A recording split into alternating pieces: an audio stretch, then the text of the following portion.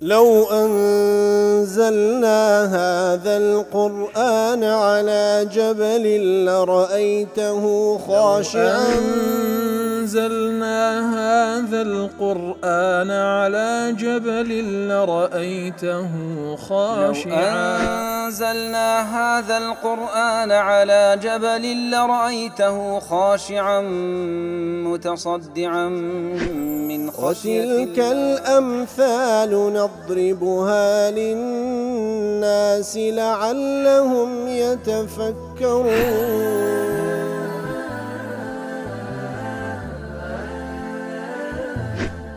الحمد لله والصلاة والسلام على رسول الله وعلى آله وصحبه ومن والاه.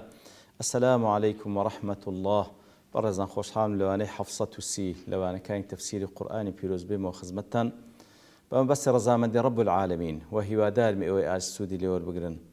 أعوذ بالله من الشيطان الرجيم. بسم الله الرحمن الرحيم.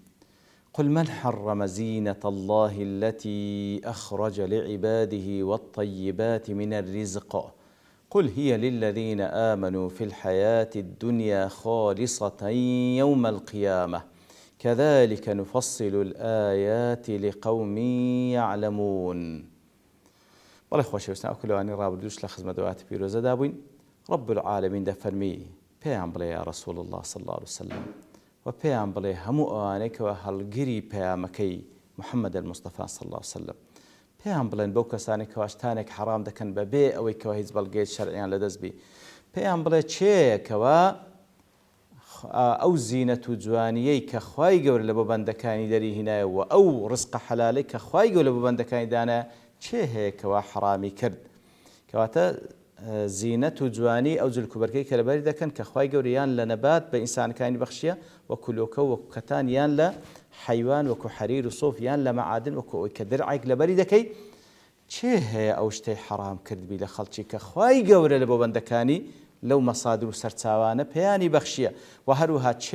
أو رزق باك وحلالاني لخلشي حرام كرد بيتن چه أو شتي كردية إنزا خواهي قولت قل هي للذين آمنوا في الحياة الدنيا بيان بلي أوا خواهي قولت لبو أصلا لبو إيمان داران دانا كافران لقل يعني شريكا ولا قيامته بتايبد لبو إيمان دارانا يتربو شيء خواهي قولت في الآيات كان من بيان دكين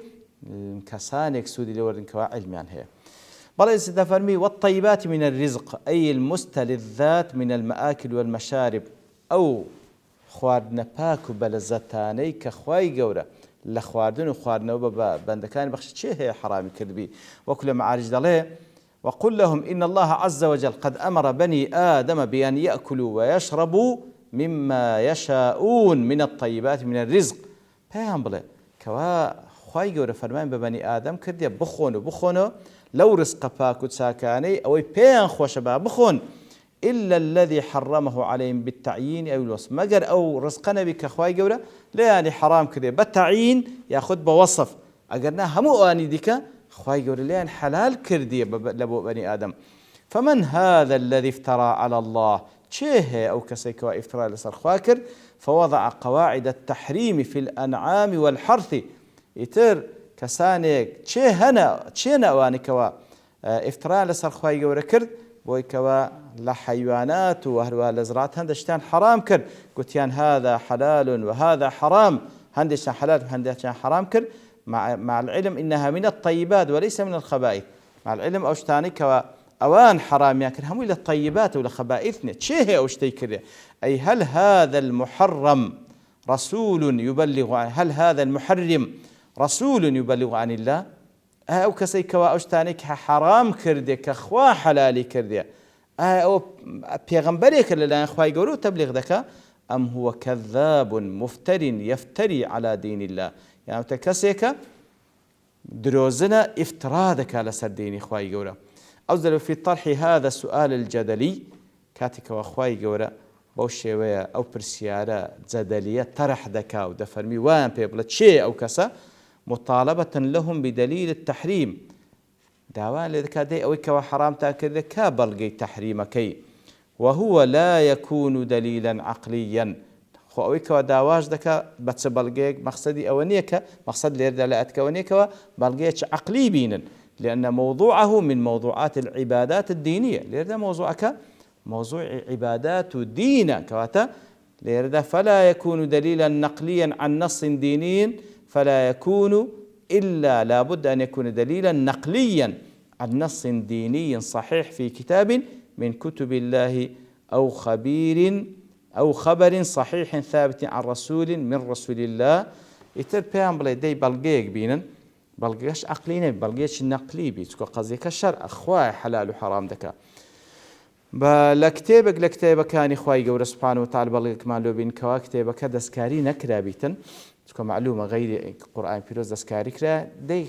ولا ميكتان هبي بلغيك بينن لكتابك كان إخوائي كأوشت إخوائي قول حرام كرا يان لخبرك يعني لرجاء پیغمبرك لپیغمبران خوا عليه الصلاة والسلام برجاء صحيح لو ما بين كخواي جور أوشت حرام كرديا ولن يجدوا شيئا من ذلك في نص صحيح ثابت. طبعا أوانيك أو كارج ده كان بالتأكيد نص صحيح وصريح يعني للنصوص الشرعي كوا أو طيبات أو اشتباك زهتاك زوانا كخواي جور بيمان بخشية أوان دير حرامي ده كان. زاد فرمي لتفسير قاسمي دله مهايمي دله يعني إن زعموا أن التزيين والتلذذ ينافيان التذلل الذي هو العبادة أجر أوان وادعاء ذكن وكو لزاهلية وادعاء عندك الكوا خورازانو بزل كيشي جوان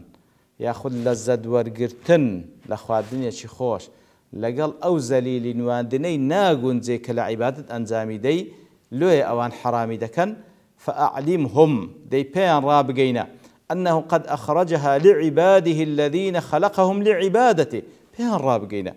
أو ذلك جواناني كخواي قورة ببندكاني بخشية أو خواد نوت ساكاني كخواي قورة ببندكاني بخشية قد أخرجها لعباده الذين خلقهم لعبادته خواي قورة أو خوادن أو ذلك برقو نعمتاني خواي قورة دانا لبو أو بنداني كوا خلقي كردين لبو عبادت ليتزين بها حال العبادة تاوكو لكات عبادة كردنيان خويان بيبرازين نوا فعل عبيد الملوك إذا حضروا خدمتهم وكو ويكوا ملكو باتشايك كويليها بي بلام أو كويلانس شمتشي جوانيان لو بكري لكاتي كوادين لخزمة باتشايك هذا من بزل كي جوان وبين يتر ولله المثل الأعلى خواي قورش أو نازو نعمتي ببندكاني بخشية تاوك لبري بكن تمتع فيكم بتايبتش لو كاتين كوالا عبادتي پروردگارا ولا ينافي ذلك تذللهم له وكاتي كوا زركو برجي زوان لبرك اخوان خوزك معناه اونيه كوا لقل زليلين وان دنيا لبو خوات تيك بجيري وكذلك الطيبات التي خلقها لتطييب قلوب عباده ليشكروه وهو أخوات نخوشانك خواي قورة بي بخشينا تاوكو ضليان بي خوش ببندكاني كاتك هدي خون شكرانه بجيري بي بكن وشكرانه بجيريج لخودي خوي عبادته اويشيان كاتك كوات خواردني خوش ولذت بينينج لخواردني خوش نابي تأوي كواتيك بجيري لقل عبادته لقل زليل واندن لبخوا ضلي فسرت الطيبات بالحلال والطيبات من الرزق ضلي وها تفسير في الطيبات من أسباته رزق حلال كان وفسرت باللحم والدسم وهروها بوشوش تفسير كلا بو قوشت تسوراتي الذي كانوا يحرمونه أيام الحج كما تقدم وكو بيشتريش باسماك لسو نزولك كواوان كاتك ولا جير إحرام بان ندبا خواردنوش تتصوروا باش بخون إتر بوانش ليك دريته وفسرت بالبحائر والسوائب وهروها ببحيرة والسائبش ليك دريته قل أرأيتم ما أنزل الله لكم من رزق فجعلتم منه حراما وحلالا لسورة يونس خواهي قول فرمي بيان بلي آية دبينن أو كخواهي قول لو تاين ده بزاندية لرزق أنقول دين هندش حلال دكان هندش حرام دكان وكو بحيرة وسائب وكو لسورة المائدة بس ما كن كوات زورق لحوشتر أجر أم وصفاتي هبا أو دانقو إتر حرام ونابي سد بري نابي بخوري نابي كسوار بشتي بيتنو بكاري بينيتن إتر شيء أو شتي حرام كرد أوان لأخوانا ودار يعني لأخوانا فجعلت منه حراما وحلالا وكل سورة يونس دلي وظاهر أن لفظ الآية أعم من ذلك كوات ظاهرا لفظ آتك لوي قشتي تربوي كواتنها بو بابن السوائب بحيرة يأخذ بحلال كان يأخذ بقشت بوليك بدريته وإن كان يدخل فيما ذكر دخول الكوات أوانا شرق لوانا لا جير أتكزيد بيتو لأنها إنما وردت نعيا عليهم والعبرة بعموم اللفظ كواتا والطيبات من الرزق همو أوشتاني كأوان تاكي كواديار الأخوان حرام كردبو همو أوشتانش دقريتو كوا لروجك كان كسانك بين بناوي دين داري شتيشي حلال الأخوان ياخذ لخلشي ديك حرام بكن رازي دلي لفظ الزينة يتناول جميع أنواع التزين كواتفن كل من حرم زينة الله التي أخرج لعباده دلي أو زينة همو الشواز كان زوان كاري دقريتو ومنه تنظيف البدن لوا كوا سلكي خاوين لبربي ومنه المركوب أو مركوبة أو زاوكو ولاخو حشتري زاران وهروها وكو سارو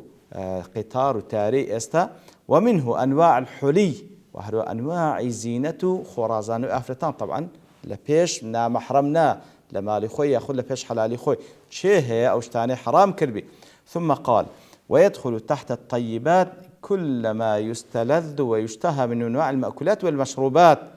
كواتا زينك أنواع جواني أو زبخول بردك ياخذ أو ساريك واسوار دبي عيني كس حرامي نكرديا وهروها طيباتكش همو أواني كوا تاكو باشو خوشة لزت لي وردقري لخواردن ولخواردنوا ويدخل تحت التمتع بالنساء والطيب حتى وكو بابرين تمتع كردن بوي كوا أو زلكو برقوشتاني كوا كسيك دبو خيزاني خوي لا حرج في بيان الدين كاتي كوا لمالو بيكودن بهر حال يعني خواي قورة أو ناز نعمتاني كبي بخشينة لبو أوي بي بخشينة لحد طبيعي خومن كببي إسراف وببي فخر شانازي تمتعي بيو بكين لنتيجة دا ببيتا بونيا زي زلش جوانو بونيا زي خواردن خوراق لبر بكي كوا عبادتي خواي قورة خود برازيني وبو زلك جوان لبو كوا لجردستي خواي قورة بزليلي عبادت لو بنويني نقل بو فخر شانازي نوك حد إسرافي تيدا بكيو ناكري لأخواتي حرام بكي دلت الآية على أن الأصل في المطاعم والملابس وأنواع التجملات الإباحة وهو آتش بلغيل سروكوا أصل لهم خواردنو زلكو برقكو أنواع خورازانو إباحية لأن الاستفهام في من لإنكار التحريم على وجه بالي كواتا من حرم زينة الله كواتا ليردا كبا استفهام فن كواتا أصل وأشتانا حلالا شيء حرامي كربي في الآية رد على من تورع من أكل المستلذات ولبس الملابس الرقيقة كواتا آتا بلغيل سروكوا هركسك خوي ورع بنويني وخوي بباريزي وخوي دور بقري لخواردني خوش ولا لبركن نزلكو برجينان مجوان لأنه لا زهد في ترك الطيب منها براسي ناكري إنسان زهد بنويني وزهد بكاو بينياز بي لا خواردن وخواردنا وزلكو برجي حلال ولهذا جاءت الآية معنونة بالاستفهام المتضمن للإنكار على من حرم ذلك على نفسه أو حرمه على غيره لو يا أخوة يقول باستفهام آتك هنايته بصيغي برسيار هنايته وكو إنكار كردنك لو يكوا أوشتك أخوة حلال كركسك بين لخويان لغير خوي حرام بكا اهتلا ابن جرير الطبري زور زواني فرمكاتك ضلي لقد أخطأ من آثر لباس شعر والصوف على لباس القطن والكتان براستي غلطي كرد بهلا داتسو أوي كوابتي إلا والله شمشي الضرو شمشي بابلين زور باش لبرنكا لكاتك دا كواشمشي لوكو نرمو نيانو شتي باش هبيتن بتي إلا شتي خرافو درو أوانا لبربكاتنا ليو بغلط داتسو مع وجود السبيل إليه من حله لكاتك دا برقاش حلال دقيا شمكة ساكا كي بتي شمشي ساق لبرنكا شتي خراب لبربكي وهروها غلط أو كسي من أكل البقول والعدس واختاروا على خبز البر كواتا تنها بتي بقولياتو نيسك بخواو ناني جنمش نخوا بلي ناني جنم بابلين معي ناز ونعمته أشتانية راستي وبغلط داتسوا كواتا بتي واز لخوادني خوش وتساق بينتن تنها خوادني خراب بخواتن لكاتك ذاك لبردستش متوفرة ومن ترك أكل اللحم خوفا من عرض الشهوة وقوشتي ناخوا لبرسي نخو الشهوة بيبقود ترى براسته وانا همي غلطة إنسان أصل وتمتع بو حلالانا بكاتا بلام لحد طبيعي خوي تجاوزنكو سنورنا بزيني لا تفسير سعدي ضلي أي من هذا الذي يقدم على تحريم ما أنعم الله به على العباد ومن ذا الذي يضيق عليه ما وسعه الله شيء أو كسيك خواي گەورە شتێش حلال کرد بچیتن حرام بکە ئەو شتێک کە خوا فراوانی کردێ ئەو بچیتن تەنجی بکە. وهذا التوسيع من الله لعباده بالطيبات جعله لهم ليستعينوا به على عبادته. بەڕاستی ئەو تەوسیع و فراوانەی کە خوای گەورە بە ڕزقە پاک و حلالەکانی لە بۆ بەندەکانی کردیتی تاوەکو لیەستەعینوا به على عبادته. خۆشەویستان زۆر گرنگە ئەو ڕزق و پاک و ئەو ڕزقە پاک و حلال و ئەو جلک و بەرگ و نیعمەتان کە پێی بەخشینە تاوەکو لە نەتیجەدا ببیتە یارمەتی دەرێک لە بۆی کەوا عیبادەتی خوای گەورە بکەین. فلم يبحه إلا لعباده المؤمنين. بەڕاستی لە ئەسڵەوە خوای گەورە ئیباحی کرد لە بۆ بەندە ئیماندارەکانی لێ دەفەرمێ قل هي للذين آمنوا في الحياة الدنيا خالصة يوم القيامة. کاتە لە ئەسڵەوە لە بۆ ئیمانداران خوای خەڵقی کردیە کافرەکانش لەگەڵیان شەریکن و لە قیامەتش تەنها لە بۆ ئیماندارانە. ئەی لا تەبیعەتە عەلەیهم فیها. کەواتە لە بۆ ئیمانداران هیچ تەبیعە و مەسئولیەتیان لەسەر شانێ بەڵکو دەیخۆن لەبەر دەکەن لەو شتە پاک و چاک و لەو شتە جوانانە عیبادەت پێ دەکەن. ومەفهوم الآية ئەوجا لە تەفسیری سعد دەڵێ کەواتە ئەوەی کەوا لە ئاەتەکەوە دەگیرێ أن من لم يؤمن بالله ئەوەی ئیمانی بەخوانێ بەل استعان بها على معاصي بەو ناز و نیعمەتانە بچیتن گوناه و تاوان ئەنجام بدا فإنها غير خالصة له ولا مباح. بەڕاستی لە بۆی نییە ئیباحەش نەکرا لە بۆوی بل يعاقب عليها وعلى التنعم بها. کەسێک بەو ناز و نیعمەتانە لە خواردن و لە جلک و بەرگ و لە هەموو ئەو ناز و نیعمەت کە خوای گەورە پێی بەخشێ بیکاتە یارمەتی دەرێک لە بۆی گوناه ئەنجام بدا لە بۆی مباح نییە و ناز و نیعمەتە بەڵکو سزا دەدرێ لە سەری کاتێکەوە بەکاری دەینی ويسأل عن النعيم يوم القيامة. وڕۆژ قیامەتش پرسیاری لێ دەکرێتەوە دەربارەی ئەو ناز و نیعمەتانە. دیار لە تەفسیرەکان هێشتا زیاتر باس لەواتە دەکەن بەڵام لەبەرتەوا بوونی کات دەوەستین پشتوانی رب العالمین لەوانەی داهاتوو دێنەوە خزمەتی. وصلى الله وسلم على نبينا محمد وعلى آله وصحبه أجمعين وآخر دعوانا أن الحمد لله رب العالمين. لو أنزلنا هذا القرآن على جبل لرأيته خاشعا أنزلنا هذا القرآن على جبل لرأيته خاشعا أنزلنا هذا القرآن على جبل لرأيته خاشعا متصدعا من خشية الله. وتلك الأمثال نضربها للناس لعلهم يتفكرون.